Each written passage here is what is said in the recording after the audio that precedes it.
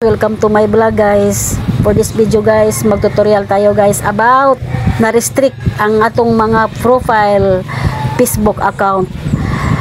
First step guys, i-screenshot ninyo guys yung na-restrict ninyo, i-screenshot kasi i-upload yan sa huli. Let's go guys, start na tayo guys. First, i-open natin itong palong pa dyan, Facebook.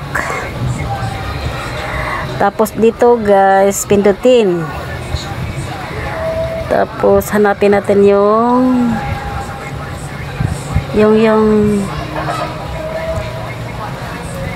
setting. Saan yung setting? Dito. Setting. Pasensya na guys kasi ako lang ang nagkakamera. Setting privacy. Tapos hanapin natin yung help support. Tapos hanapin natin yung report a problem. Hintayin. Dito na guys, dito na. Pindutin natin yung continue to report a problem. Hintayin natin ni guys ha, kung matapos yung creating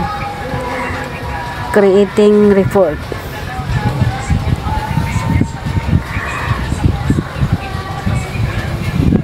Alam ko guys, mayroon mga nagka-problema yung mga mga FB account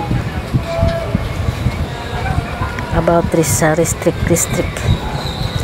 Kasi pag maraming restrict, tatlong restrict na yung account, dapat burhay ayusin na. Pindutin itong include guys. Tapos hanapin natin yung profile. Ito na. Saan? Ito na guys. Itong describe the issue.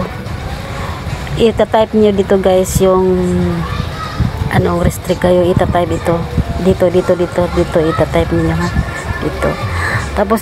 Tapos maglagay kayo na thank you Facebook team. Ganon sa huli. Ita-type niyo muna yung issue dahilan sa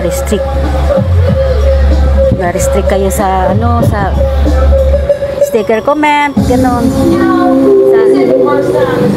sa mga post sa mga group. Tapos dito guys, i-upload na ninyo yung screenshot ninyo kanina, yung sabi ko sa first. Dito i-upload ninyo. Dito na i-upload ninyo yung na-screenshot na restrict. Tapos dito guys, dito. Diba sa mapalungan natin dito niyo isa-send ha. Dito inyo isa-send. Napalong na. Tapos